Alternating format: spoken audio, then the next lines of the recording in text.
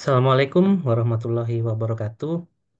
Baik teman-teman semua, kita kembali lagi di mata kuliah Rekayasa Perangkat Lunak di minggu ke-9, materi ke-9 eh, yang kedua ya. Yang pertama kemarin kita sudah bahas, jadi kita lanjut yang kedua.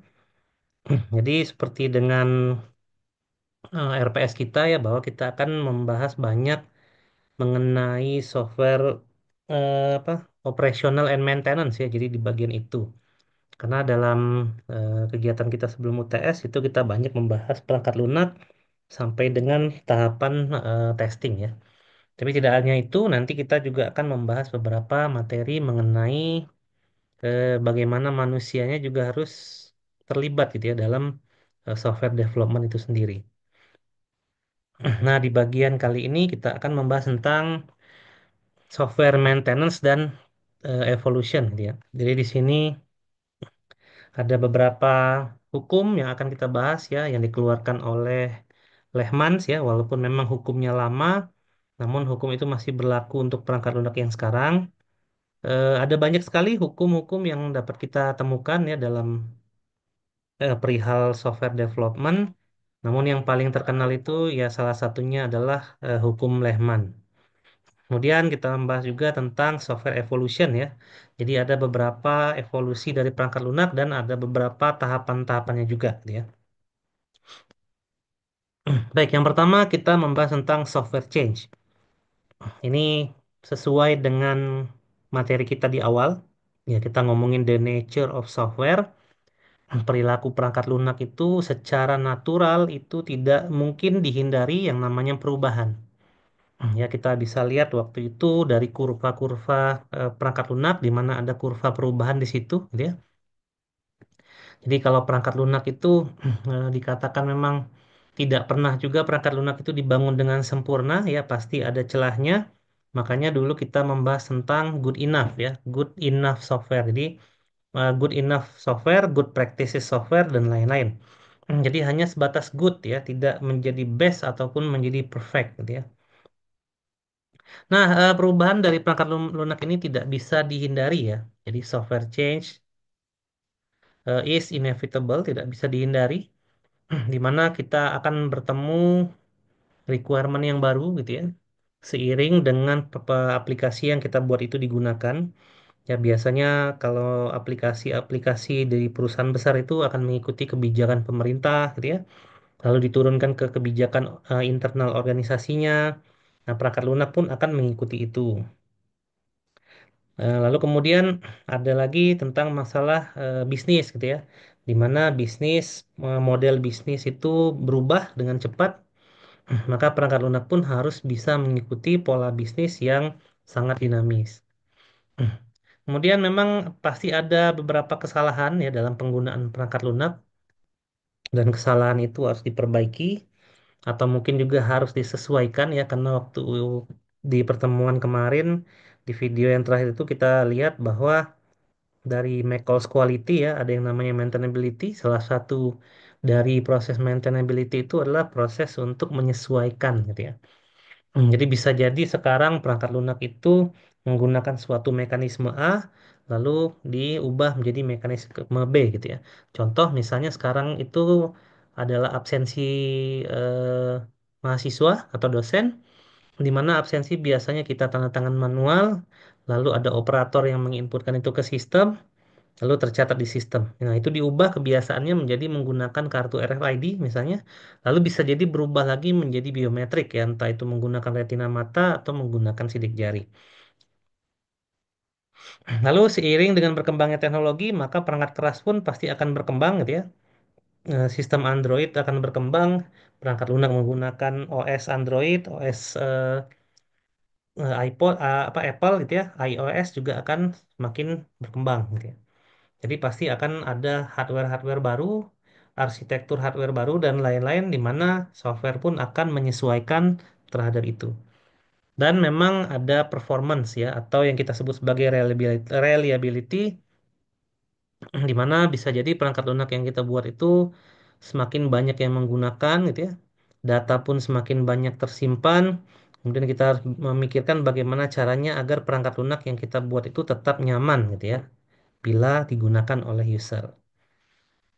Nah, jadi biasanya dalam organisasi, jadi manage perubahan itu adalah penting gitu ya dari perangkat lunak mereka yang sudah ada sebelumnya. Jadi memang harus dipikirkan cost yang namanya operational cost dan maintenance cost gitu ya. Jadi perusahaan itu tidak bisa menganggap perangkat lunak tuh ini kembali ke mitos yang waktu di pertemuan awal ya, bahwa perangkat lunak itu setelah diinstal maka ditinggalin gitu ya, ya nggak gitu gitu ya. Jadi perangkat lunak itu setelah diinstal itu dia harus ada operasional dan ada maintenance. Dan setiap tahapan itu, baik itu operasional atau itu maintenance, memerlukan biaya gitu ya, yang tentu saja biayanya itu sangat besar ya, bahkan menyentuh atau melebihi bahkan dari biaya development perangkat lunak.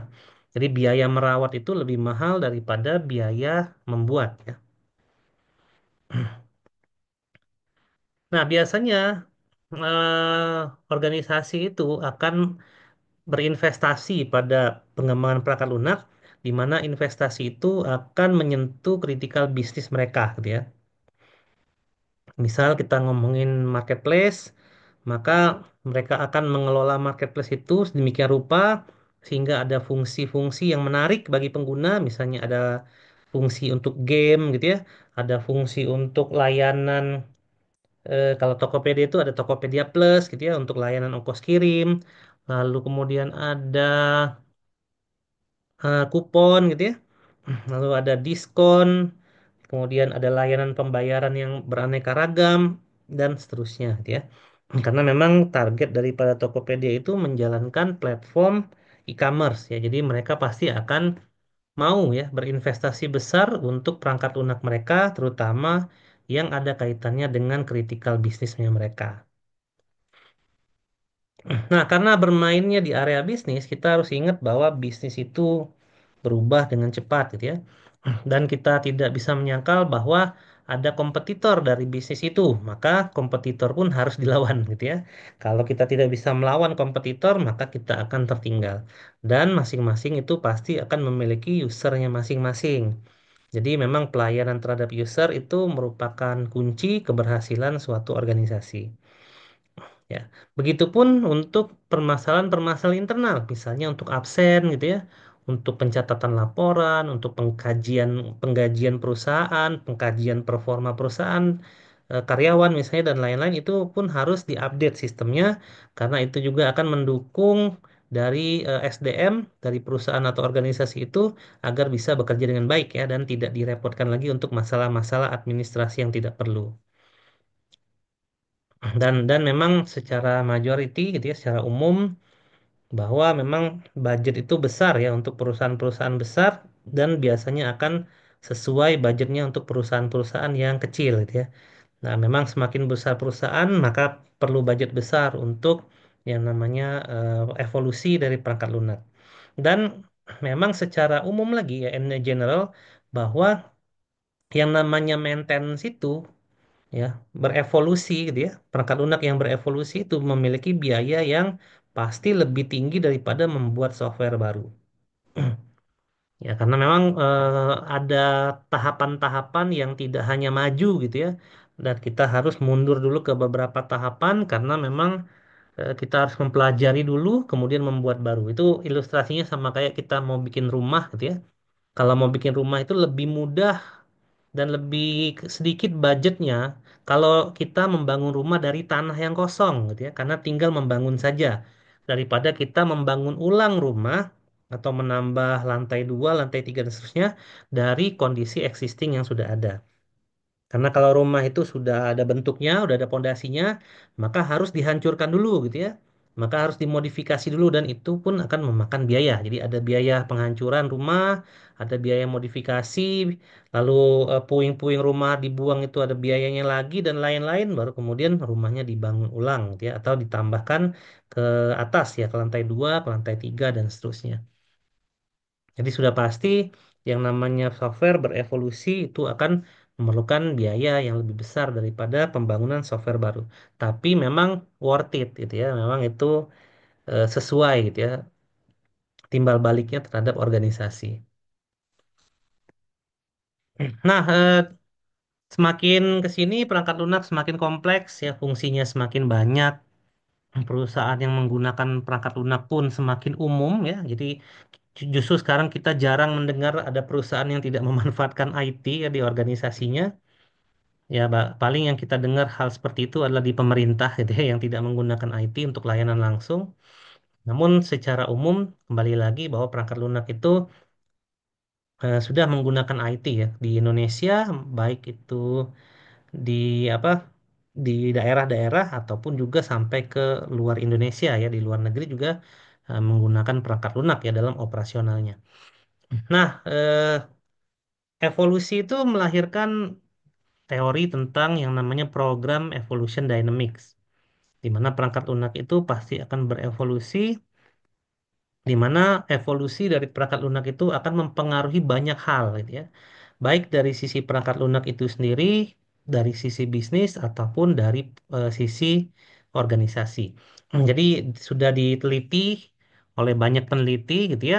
Contohnya adalah Lehman, studinya itu secara empirik. Berarti empirik itu studinya datang ke lapangan langsung ya, melihat kondisi lapangan secara nyata bahwa ada beberapa hukum ya yang ditetapkan. Jadi hukum ini mirip nature ya, tapi hukum ini suatu saat mungkin bisa dilanggar ya. Kalau nature nggak bisa. Suatu saat bisa berubah ya kalau hukum gitu ya. Di mana ada beberapa hukum yang akan yang sudah ditemukan ya, dan itu menjadi dasar acuan mengapa perangkat lunak itu perlu berevolusi gitu ya. Nah, jadi mau itu perangkat lunak yang sederhana pun hukum-hukum itu berlaku ya, walaupun nggak semuanya. Tapi kalau sudah ngomongin perangkat lunak yang besar dan organisasi yang menggunakan juga udah besar, udah pasti hukum itu pasti akan berlaku dengan maksimal. Nah, ini beberapa hukum Lehman gitu ya dalam kaitannya terhadap software evolution. Jadi hukum yang pertama itu adalah continuing change. Berarti perangkat lunak itu yang diimplementasikan dalam dunia nyata itu harus berubah ya, pasti akan ada perubahan ya, pasti ada perubahan, nggak mungkin nggak. Jadi kita harus memikirkan bahwa maintenance dan evolution pun akan memerlukan cost untuk perubahan itu. Kemudian hukum yang kedua, increasing complexity, bahwa perangkat lunak itu akan semakin tinggi kompleksitasnya, baik secara development maupun secara fungsi ya. Karena perangkat lunak itu secara fungsi sekarang sudah banyak banget ya. Bahkan ada beberapa fungsi yang dikendalikan oleh AI engine ya, dia menggunakan kecerdasan buatan, yang menggunakan analisa statistik, menggunakan ilmu-ilmu yang lain gitu ya untuk menjangkau para konsumennya atau para usernya gitu ya, menggunakan ilmu ekonomi dan lain-lain. Jadi pasti akan ada yang namanya kompleksitas yang meningkat ya. Kemudian ada large program evolution, di mana perangkat lunak itu pasti kalau berevolusi ukurannya akan membesar gitu ya. Kemudian errornya pun akan makin banyak gitu ya. Lalu ada organizational stability. Nah, di sini bahwa perangkat lunak itu apabila sudah diterapkan dengan baik di dalam suatu organisasi, itu akan membuat organisasi itu menjadi stabil. Jadi dalam yang namanya ini kita ngomongin perkembangan organisasi gitu ya, ada yang namanya maturity gitu ya, atau kedewasaan organisasi. Biasanya dimulai dari level 0 sampai dengan level 5. Nah, apabila perangkat lunak ini sudah diterapkan dengan baik itu, maka biasanya organisasi itu akan mencapai di level yang paling tinggi ya, yaitu level 5 ya. Jadi ada beberapa level lah gitu ya dalam eh, kategori maturity ya, dari organisasi ataupun dari IT. Jadi maturity itu ada untuk organisasi, ada juga untuk IT, dan kita bisa nilai ya sejauh mana kedewasaan atau maturity itu dengan beberapa framework. Kalau misalnya di IT kita bisa menggunakan Cobit ya, ITIL dan teman-teman lainnya ya. Ada teman-teman lainnya itu maksudnya yang framework lainnya gitu ya. Kemudian ada conservation of familiarity, bahwa semakin perangkat lunak itu dipakai, maka perangkat lunak itu akan semakin familiar dan menggunakannya pun jadi semakin mudah dan cepat ya, secara efisien, penggunaan waktu, dan lain-lain lah gitu ya. Jadi memang perangkat lunak itu mau nggak mau harus dipaksakan digunakan ya. Dan jangan lupa ada feedback dari pengguna agar kita bisa menciptakan suatu layanan dalam bentuk perangkat lunak dengan lebih baik lagi. Lalu ada continuity growth, ya, berarti suatu fungsi itu pasti akan harus diperbaiki, ya harus berfungsi dengan baik dan akan meningkatkan user satisfaction ya atau kepuasan pengguna. Semakin puas pengguna, semakin pengguna itu akan bergantung pada aplikasi itu. Ya, contohnya kayak aplikasi Gojek ya, continuity growth ini. Jadi Gojek tahu betul bahwa kita itu akan dimanjakan dengan aplikasinya dia gitu ya. Tanpa ada aplikasi Gojek, ya kita nggak kita jadi kayak tidak bisa hidup dengan itu gitu ya. Lalu ada declining quality, bahwa perangkat lunak itu pasti akan berkurang ya intinya kualitasnya, atau kualitasnya itu suatu saat itu mungkin akan menurun gitu ya. Namun seiring dengan berkembangnya waktu, ada yang namanya evolusi, ada maintenance itu ya, maka perangkat lunak itu nanti akan kembali ke sedia kala ya, tergantung daripada environment yang digunakan. Dan yang terakhir itu ada feedback system, maka itu artinya adalah perangkat lunak itu ketika akan dievolusi itu kita memerlukan suatu feedback. Ya, banyak feedback system itu. Misalnya bentuknya FQA, FAQ ya. Kemudian ada ticketing untuk keluhan, lalu ada customer service dan lain-lain gitu ya. Jadi dalam peningkatan layanan ya untuk perangkat lunak yang ada kaitannya dengan dengan layanan, maka kita perlu untuk membuat suatu feedback system. Nah, ada lain lagi ya mengenai hukum Lehman ini tentang software evolution. Nanti teman-teman bisa cari tahu sendiri di Google atau bisa bertanya ChatGPT ya. Dan yang mengeluarkan hukum ini nggak cuma Lehman ya, banyak yang mengeluarkan hukum-hukum di mana hukum tersebut pasti hasil dari pengamatan empirik ya atau studi ke lapangan langsung. Nah, banyak perusahaan ya sebenarnya itu yang tidak mempelajari hukum-hukum Lehman ya yang umum tadi. Sehingga mereka seringkali menyebabkan kegagalan ya dalam implementasi perangkat lunak, atau bahkan di beberapa perusahaan ada aplikasi yang digunakan tapi itu sifatnya memaksa. Padahal eh, ya sebaiknya gitu ya, perangkat lunak itu memang penggunaan awalnya memaksa, tapi semakin ke sini itu menjadi kebiasaan ya harapannya. Bukan penggunaan aplikasi itu dari awal sampai akhir itu dilakukan dengan terpaksa. Ya banyak juga perusahaan itu yang tidak mau menerima feedback ya tentang aplikasi mereka. Ya, pokoknya mereka taunya hanya ini ada aplikasi udah jadi maka gunakan. Mereka tidak bercermin ya, apakah aplikasi itu memang benar-benar dibutuhkan oleh user atau cuma sekedar pencitraan perusahaan aja atau apa ya. Bahkan tidak sedikit juga perusahaan yang punya aplikasi, tapi ketika aplikasi itu digunakan itu malah lebih ribet ya daripada tanpa menggunakan aplikasi. Nah, jadi hukum Lehman ini digunakan untuk tempat yang seperti apa gitu ya. Biasanya tempat ya organisasi yang besar gitu ya. Di mana perangkat lunak yang mereka punya itu banyak ya. Terdiri dari sistem yang dijahit ya. Tailor system tuh maksudnya ada sistem kepegawaian. Misalnya sistem kepegawaiannya dibuat pakai bahasa Java.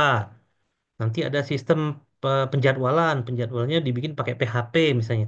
Jadi ada misalnya unit-unit tertentu yang sudah memiliki banyak sekali aplikasi, nah sehingga aplikasi itu harus terintegrasi ya, akhirnya dijahit ya, agar terhubung antara satu aplikasi dengan aplikasi yang lain.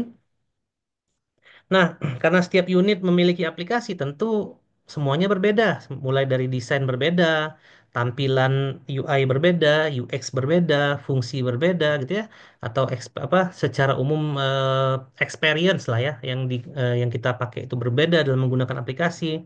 Belum lagi dari sisi developmentnya ya, ada yang berorientasi objek membangunnya, ada yang berorientasi objek tapi palsu gitu ya, artinya dia tidak berorientasi objek 100%. Ada juga yang bikin aplikasinya acak-acakan kodenya, yang penting jalan dan seterusnya gitu ya. Nah, kalau ketemu kondisi seperti itu, maka kita mempertimbangkan hukum Lehman tadi untuk melakukan software evolution. Lalu untuk digunakan oleh para organisasi yang tidak tahu sebenarnya apa yang harus dimodifikasi, gitu ya. Nah, itu juga penting ya untuk mempelajari hukum-hukum Lehman berkaitan dengan aplikasi. Ya, tentunya aplikasi ini merupakan apa ya, kebutuhan ya bagi perusahaan. Jadi untuk perusahaan yang memang memikirkan IT secara benar ya, baik itu secara internal ataupun eksternal, artinya internal untuk karyawan mereka sendiri dan eksternal untuk pihak lain. Nah, itu adalah perusahaan yang memang bagus ya. Ya, memang perusahaan sekarang itu kalau dia sadar akan kebutuhan IT itu menjadi nilai plus ya.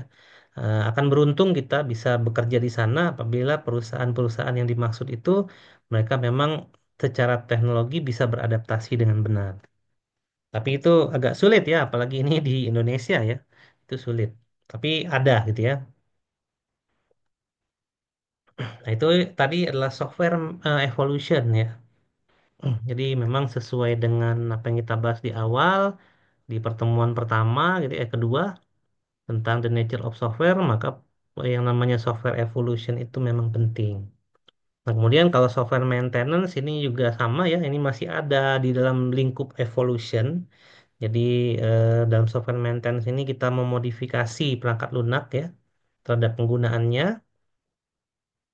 Lalu kalau ada penggunaan yang tidak normal itu juga kita akan perbaiki dari sisi apapun ya, dari sisi fungsi, arsitektur, dari sisi experience itu juga diperbaiki. Gitu ya. Dan memang perubahan itu akan mempengaruhi dari kondisi existing ya dari perangkat lunak itu. Ya, misalnya kita membangun perangkat lunak berorientasi objek, kita mengubah suatu kelas ya, maka akan berdampak pada kelas itu dan kelas-kelas yang tergantung dengan kelas tersebut ya. Eh, Kalau seperti itu bisa kita namakan sebagai tingkat derajat cohesion ya, coupling ya, tingkat derajat couplingnya tinggi gitu ya. Makanya dalam best practice software development itu biasanya kita harus mengecilkan yang namanya coupling dan meninggikan yang namanya derajat cohesion. Nah, sama seperti software evolution ya, software maintenance inevitable juga ya, tidak dapat dihindari gitu ya. Bahwa perangkat lunak itu mau tidak mau ya, suka tidak suka pasti harus dilakukan maintenance gitu ya.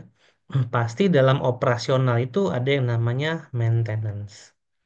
Ya, karena memang perangkat lunak yang baru selesai dibuat itu tidak mungkin 100% sepenuhnya sesuai dengan apa yang kita definisikan di dalam requirement gitu ya. Pasti ada aja yang kurang gitu ya. Pasti ada aja yang kurang ya. Jadi kelihatan kurangnya setelah dia dipakai. Nah, baru kemudian disesuaikan kembali, maka jadilah perangkat lunak yang ideal gitu ya. Tapi ideal sampai ideal aja ya, tidak sampai perfect ya, sampai ideal ya, cukup untuk bisa digunakan. Nah, jadi memang perangkat lunak itu harus ya, harus di-maintain. Ya, jadi tidak mungkin tidak ya. Perangkat lunak harus di-maintain. Kalau di sini dikatakan systems must be maintained. Sistem itu berarti ada perangkat lunaknya, ada perangkat kerasnya gitu ya, ada brandware-nya, jadi ada orang yang mendevelopnya, ada orang yang menggunakannya, semuanya harus di-maintain. Jadi memang maintenance ini tidak bisa dihindari seperti halnya dengan software evolution. Nah, waktu itu kita sudah mempelajari, bukan mempelajari ya, diperkenalkan oleh tiga tipe maintenance. Ya, kita perkenalkan kembali bahwa maintenance itu ada tiga. Apabila kita akan memperbaiki dari kesalahan fungsi, ya, perangkat lunak yang belum mencapai tujuan itu namanya adalah repair, ya, maintenance to repair software fault, ya. Tapi apabila kita ingin menyesuaikan fungsi tersebut secara fungsi udah tercapai, tapi kita menyesuaikan secara experience, itu namanya maintenance to adapt software to a different operating environment. Dan apabila kita ingin memodifikasi fungsi itu, maka disebut sebagai maintenance to add or modify the system functionality. Memodifikasi atau menambah. Jadi ada yang memperbaiki, ada yang menyesuaikan, dan ada yang menambah atau memodifikasi ya. Itu adalah tiga tipe dari maintenance. Nah, dari ketiga maintenance itu, yang paling banyak dilakukan itu adalah menambah fungsi atau memodifikasi. Jadi ya, dari survei ini di bukunya Pressman, itu ada 65% maintenance yang dilakukan untuk functionality addition or modification. Jadi menambah fungsionality dari aplikasi dan memodifikasi fungsionality tersebut ya daripada fault repair dan software adaptation ya. Walaupun ini sedikit ya ini juga pasti akan ditemui untuk perangkat-perangkat lunak yang memang dibuat secara baik ya. Kalau tugas besar gimana? Kalau tugas besar itu agak sulit masuk ke ranah ini ya karena perangkat lunak tugas besar itu sebatas sampai pengujian beres gitu ya. Jadi sampai tidak sampai dipakai oleh user. Jadi untuk menilai apakah perangkat lunak tugas besar itu kebanyakan fault repair, software adaptation atau functionality addition itu agak sulit dinilai karena memang in majority ya secara major perangkat lunak tugas besar itu tidak pernah digunakan gitu ya setelah itu diselesaikan. Nah, bagaimana dengan maintenance cost? Tadi saya udah singgung bahwa maintenance cost itu ya di slide awal juga kita udah diperlihatkan dari bukunya Pressman bahwa maintenance cost itu, evolution cost itu pasti lebih tinggi daripada development. Dengan rata-rata adalah 2 kali sampai 100 kali cost development, yaitu tergantung dari aplikasinya. Jadi kalau kita membangun aplikasi 1 miliar, berarti biaya operasional dan maintenance-nya itu bisa sampai dengan 2 kali, yaitu 2 miliar, atau sampai dengan 100 kali justru gitu ya. Tergantung dari aplikasinya. Ya kita lihat aja deh aplikasi Tokopedia yang dibuat pada Gojek deh, Gojek ya. Gojek itu 2009 kalau nggak salah. Di mana aplikasinya masih sederhana banget, hanya dibangun oleh beberapa orang. Jadi itu. Setelah jadi, biayanya mungkin under 1 M ya atau bahkan nyampe 100 juta aja syukur ya untuk aplikasi pertama kali. Kemudian berkembang berkembang berkembang gitu ya.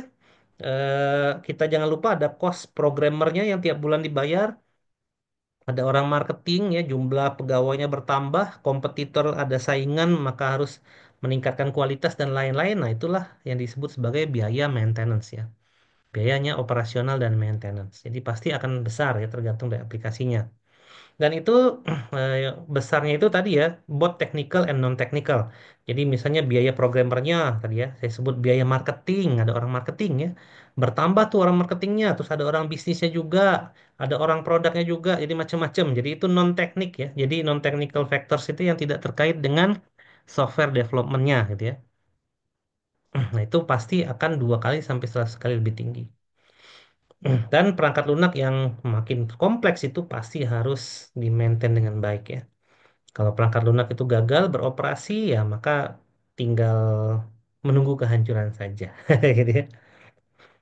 Nah, terus biasanya maintenance ini agak sulit dilakukan kalau perangkat lunak yang dibangun itu sudah terlalu lama ya artinya legasinya itu udah lama banget.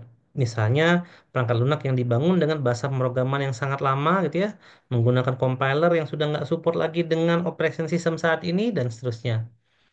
Nah, itu pasti untuk dilakukan maintenance itu apa cost-nya sangat tinggi.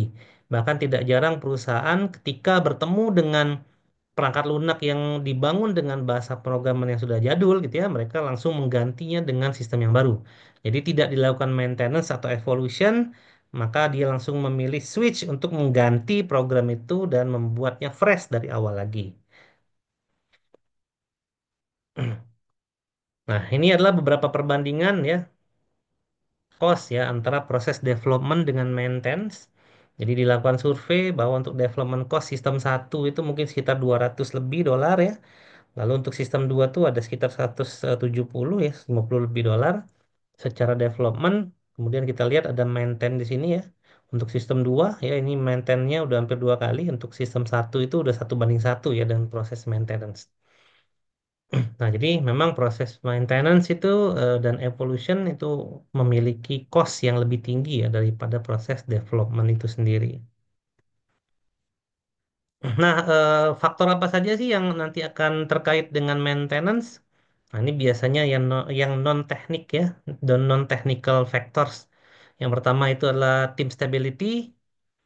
Jadi faktor yang mempengaruhi apa apa cost ya dari maintenance.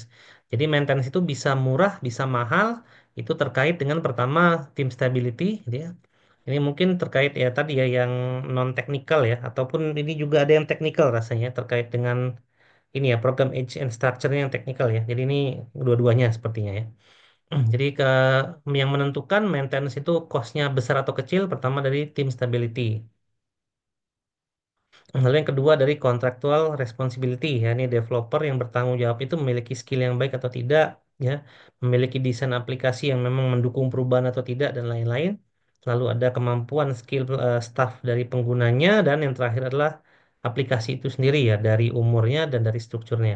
Jadi kalau memang aplikasi itu legasinya terlalu lama nih gitu ya menggunakan teknologi-teknologi yang jadul, mungkin teknologi itu sudah tertinggal 20 tahun yang lalu. Nah, sekarang mungkin perusahaan baru sadar akan berevolusi. Nah, itu yang bikin mahal gitu ya. Ya, karena perusahaan itu tidak akan langsung sadar bahwa evolusi itu penting gitu ya.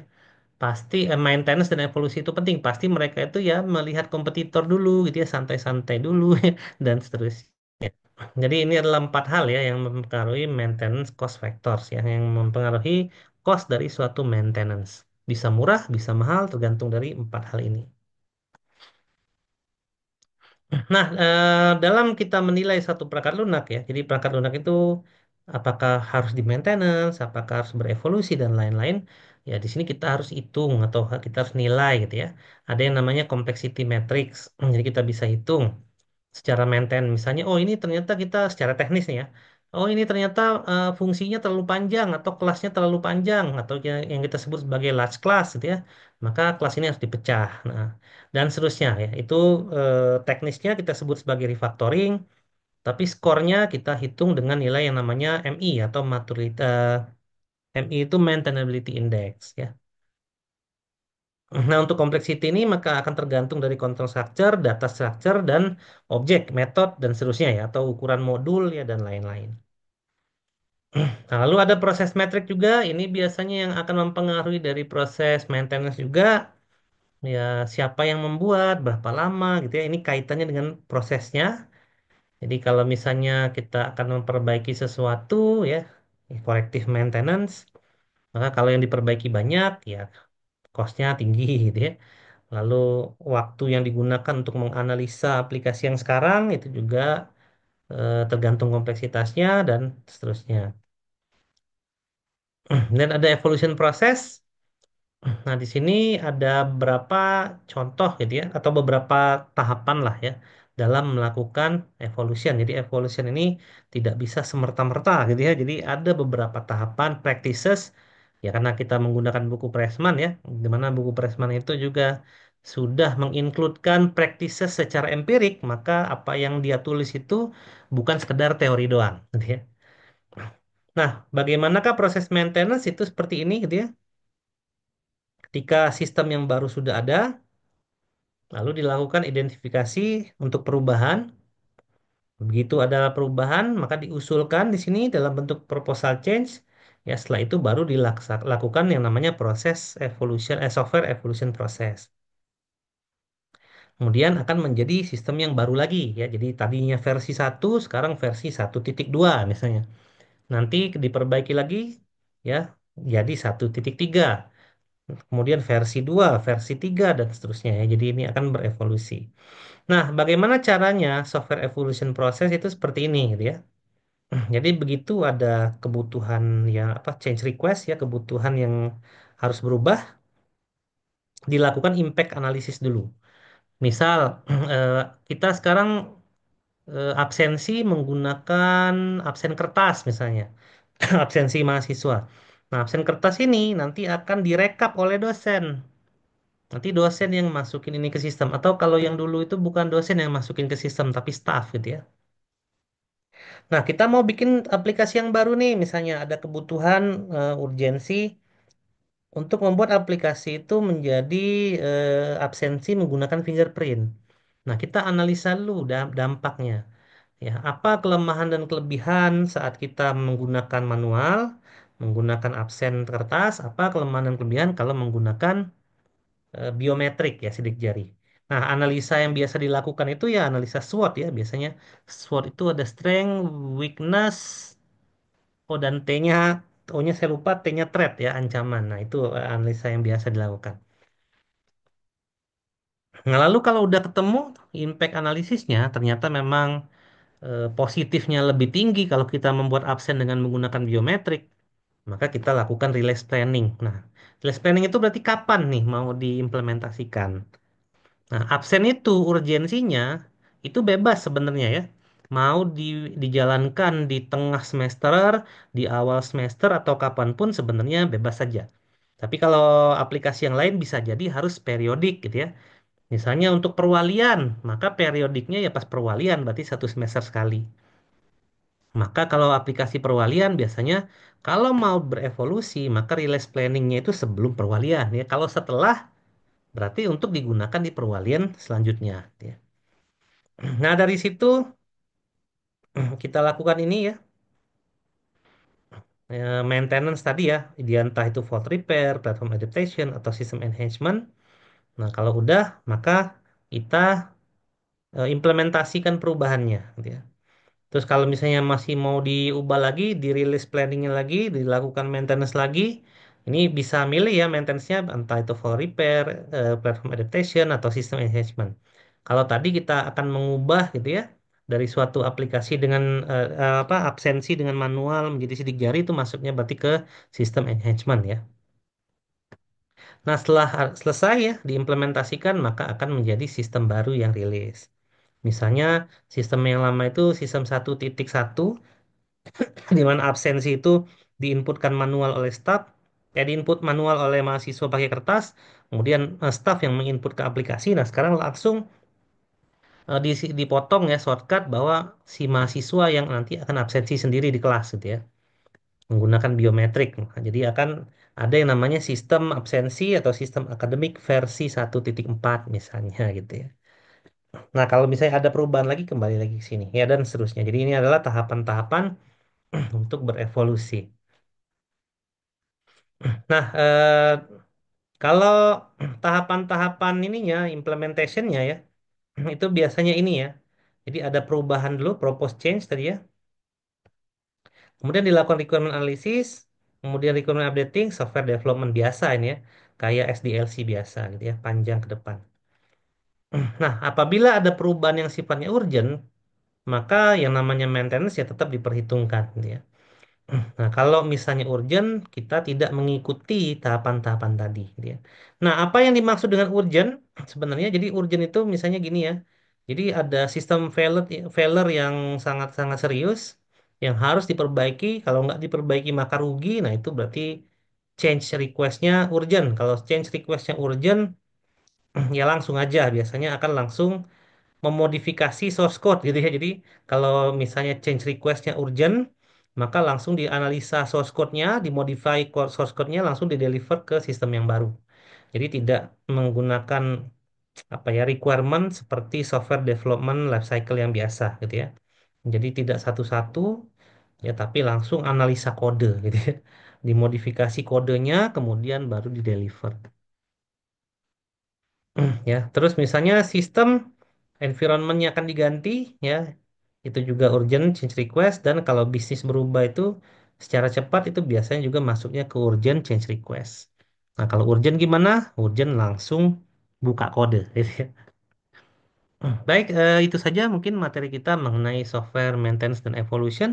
Ya, secara teori eh, mudah-mudahan teman-teman pahami dan percayalah kalau kita ngambil bukunya dari Pressman secara practices pun itu nggak akan jauh berbeda. Itu saja dari saya. Terima kasih. Wassalamualaikum warahmatullahi wabarakatuh.